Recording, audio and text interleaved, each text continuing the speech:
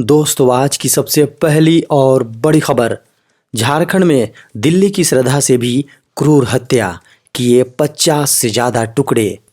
झारखंड में दिल्ली की श्रद्धा से भी क्रूर हत्या हुई है। दिल्ली में आफताब ने श्रद्धा के 35 टुकड़े किए थे, लेकिन झारखंड के साहिबगंज में 25 वर्ष के युवक ने अपनी पत्नी रिबिका पहाड़ीन के 50 से अधिक टुकड़े किए।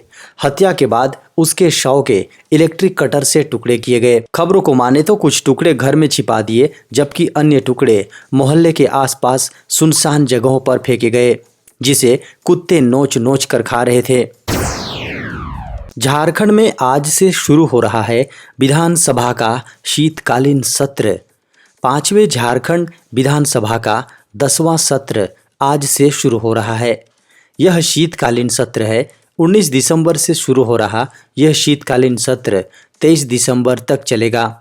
इस बार का सत्र काफ़ी हंगामेदार होने के आसार हैं। सरकार को अवैध माइनिंग, लॉ एंड ऑर्डर और नियोजन नीति जैसे मुद्दों का सामना सदन में करना पड़ सकता है। झारखंड के स्कूलों में बदला मिड डे मील का समय। झारखंड के सरकारी विद्यालयों में पढ़ने वाले छात्रों को आज से मध्याह्न भोजन के लिए इंतज़ार करने की आवश्यकता नहीं पड़ेगी। आज से झारखंड के 35,000 स्कूलों में दोपहर 1 बजे ही मध्याह्न भोजन दिया जाएगा। इसके लिए शिक्षा सचिव की ओर से आदेश जारी कर दिया गया है। इतना ही नहीं, स्कूली शिक्षा विभाग ने न केवल मध्याह्न भोजन की टाइमिंग में बदलाव किया है, बल्कि शैक्षणिक टाइमिंग में भी बदलाव कर दिया है। अब स्कूलों में पढ़ाई 3 बजे तक कराई जाएगी। बच्चों की स्थिति को देखते हुए मध्याह्न भोजन के समय को बदल दिया गया है। दरअसल झारखंड के सरकारी विद्यालयों में बच्चों के स्कूल आने का समय 9 बजे है। पूर्व में निर्धारित मिड डे मील देने का समय 2:30 से 3 बजे था। इस वजह से बच्चों को लंबे समय तक भूखे रहना पड़ता था। भारत की सरगम कौशल चुनी गई मिसेज वर्ल्ड। भारत की सरगम कौशल ने मिसेज वर्ल्ड 2022 का खिताब जीत लिया है। अमेरिका के लॉस वेगस में आयोजित इस मुकाबले में उन्होंने 63 देशों की सुंदरियों को पीछे छोड़ दिया। देश को यह खिताब 21 वर्ष बाद मिला है।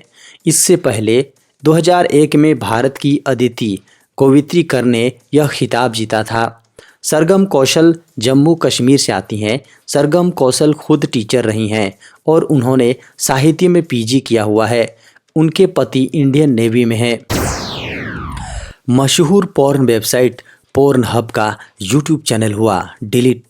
यूट्यूब ने कई कम्युनिटी गाइडलाइंस के चलते पोर्नहब को अपने चैनल से हटा दिया है। द वैरायटी के अनुसार पोर्नहब के यूट्यूब चैनल को अब डिलीट किया जा चुका है।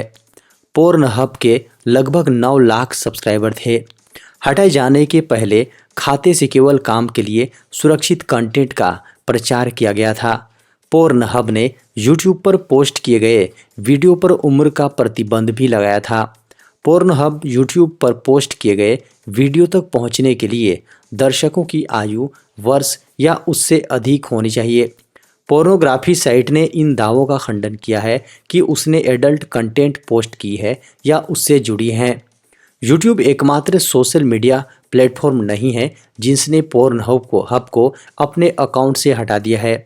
महीनों पहले इंस्टाग्राम ने भी अपने प्लेटफॉर्म पर पोर्नहब को अस्थायी रूप से प्रतिबंधित कर दिया था। मेटा के स्वामित्व वाली फोटो शेयरिंग ऐप ने आरोप लगाया कि इंस्टाग्राम ने नग्नता, एडल्ट कंटेंट और यौन आग्रह से संबंधित दिशा निर्देशों का उल्लंघन किया है। देश में सभी राज्यों के लिए एक होगी एसयूवी की परिभाषा। वस्तु एवं सेवा कर परिषद ने शनिवार को देश के सभी राज्यों में स्पोर्ट्स यूटिलिटी व्हीकल के लिए एक ही परिभाषा रखने का निर्णय लिया, जिस पर टैक्स की ऊंची दरें लागू होंगी। फिलहाल देश में 1500 सीसी से अधिक इंजन क्षमता, 4000 mm से अधिक लंबाई और 170 mm की ग्राउंड क्लियरेंस वाली कारों पर 28% जीएसटी और 22% उपकर लगता है, जिससे प्रभावी कर की दर 50% हो जाती है। हालांकि अभी राज्यों के पास इसके लिए एक परिभाषा नहीं है जो किसी वाहन को एसयूवी के रूप में परिभाषित करती हो, जिससे वाहन निर्माताओं के लिए भ्रम की स्थिति उत्पन्न होती है।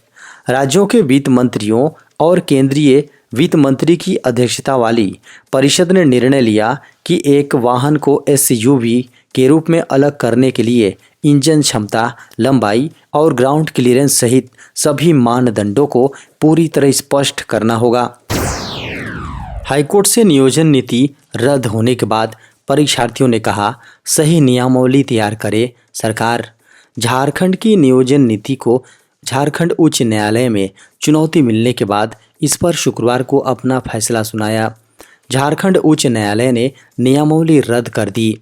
इसके साथ ही जहां एक और झारखंड से मैट्रिक और 12वीं पास करने की बाध्यता खत्म हुई, वहीं एक दर्जन से अधिक नियुक्ति प्रक्रिया भी अधर में लटक चुकी है। इसके चलते झारखंड में परीक्षा की तैयारी कर रहे छात्रों को अब अपने भविष्य की चिंता सता रही है कि आखिर वो किस तरह से सरकारी नौकरी के अपने इस सपने को पूरा कर पाएंगे।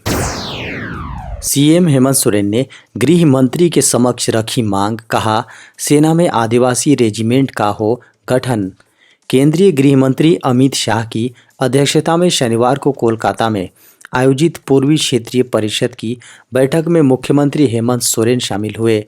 मुख्यमंत्री हेमंत सोरेन ने केंद्रीय गृह मंत्री से कहा कि आदिवासियों की वीरता को वह पहचान नहीं मिल पाई जिसके वे हकदार हैं, इसलिए सेना में आदिवासी रेजिमेंट का गठन किया जाए। मुख्यमंत्री ने गृह मंत्री से कहा कि वन संरक्षण नियम 2022 में जिस प्रकार से वन भूमि अपयोजन में ग्राम सभा के अधिकार को खत्म किया गया है, उससे पूरे देश के लगभग 20 करोड़ आदिवासी व वनों में पीढ़ियों से रहने वाले लोगों के अधिकारों का अतिक्रमण हुआ है। उनके अधिकारों की रक्षा के लिए इसे वनाधिकार अधिनियम 2006 के अनुरूप संशोधित किया जाए।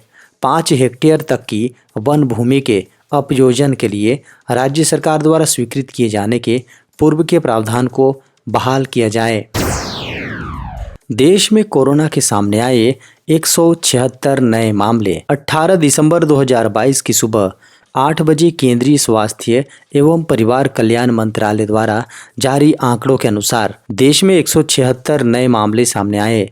इससे पहले 17 दिसंबर को 167 नए मामले सामने आए थे, जबकि 16 दिसंबर को 162 नए मामले मिले थे, जबकि 1 नवंबर को 1046 नए मामले सामने आए थे। आंकड़ों को देखें तो देश में अब सक्रिय मामलों की दर 0.01% है, जबकि रिकवरी दर 98.8% पर पहुंच चुकी है। खबरों को माने तो पिछले 24 घंटों में कोरोना से एक व्यक्ति की मौत हुई है, जबकि सरकार ने पिछले दिनों हुई 4 मौतों के आंकड़े को भी साझा किया है। पिछले 24 घंटे में रिकवर होने वाले मरीजों की संख्या 227 बताई गई हैं। देखा जाए तो इस समय केरल में सबसे अधिक 1450 मामले एक्टिव हैं, कर्नाटक में 1300, महाराष्ट्र में 155, ओडिशा में 110 और उत्तर प्रदेश में 98 मामले अभी भी एक्टिव हैं। महाराष्ट्र में 81,36,328 मामलों की पुष्टि हो चुकी है। इनमें से 79,87,762 रिकवर हो चुके हैं। दूसरे नंबर पर केरल है, जहां अब तक 68,27,578 मामले सामने आ चुके हैं। पीएम मोदी ने कहा, भारत डंके की चोट पर करेगा अपने बॉर्डर एरिया का विकास। प्रधानमंत्री नरेंद्र मोदी रविवार को मेघालय के दौरे पर पहुंचे। वह शिलोंग में उत्तर पूर्व परिषद की स्वर्ण जयंती समारोह में शामिल हुए और 50 वर्षों में पूर्वोत्तर क्षेत्र के विकास में एनईसी के योगदान को उल्लेखित करने वाला स्मारक ग्रंथ गोल्डन फुटप्रिंट्स जारी किया। प्रधानमंत्री ने राज्य में 2450 करोड़ रुपए से अधिक की कई विकास योजनाओं का उद्घाटन और शिलान्यास किया। इस मौके पर उन्होंने बिना नाम लिए चीन को कड़ा संदेश दिया। बता दें कि लद्दाख से लेकर अरुणाचल प्रदेश तक चीन के साथ भारत की 3500 किलोमीटर लंबी सीमा लगती है। ड्रैगन बॉर्डर पर भारत के विकास कार्यों का विरोध कर रहा है और समय समय पर उसकी बौखलाहट सामने आती है। प्रधानमंत्री नरेंद्र मोदी ने शिलोंग में कहा कि भारत अपनी सीमाओं का विकास डंके की चोट पर करेगा और उसे इससे कोई ताकत नहीं रोक सकती। हाईवे पर 140 किलोमीटर हो सकती है स्पीड लिमिट। सड़क परिवहन और राजमार्ग मंत्रालय अधिक कड़े सुरक्षा और उत्सर्जन मानदंडों पर जोर देने के साथ साथ देश में सड़क बुनियादी ढांचे में सुधार के लिए काफ़ी तेजी से काम कर रहा है। केंद्रीय मंत्री ने कहा, ऐसे हाईवे जहां बीच में कोई चौराहा नहीं है और वाहन एक ही दिशा में चल रहे हैं, वहां हम वाहनों की अधिकतम स्पीड को 140 किलोमीटर प्रति घंटे तक बढ़ा सकते हैं। उन्होंने कहा कि मैंने ऐसे राज्यों के संबंधित मंत्रियों के साथ एक्सप्रेस हाईवे के बारे में चर्चा की है। हाँ, कुछ लेन ऐसी होंगी जहां स्पीड लिमिट 120 किलोमीटर प्रति घंटे होगी। शहरों में यह 60 से 80 किलोमीटर प्रति घंटे के बीच हो सकती है। हमने नई अच्छी सड़कें बनाई हैं और स्पीड लिमिट पुरानी है।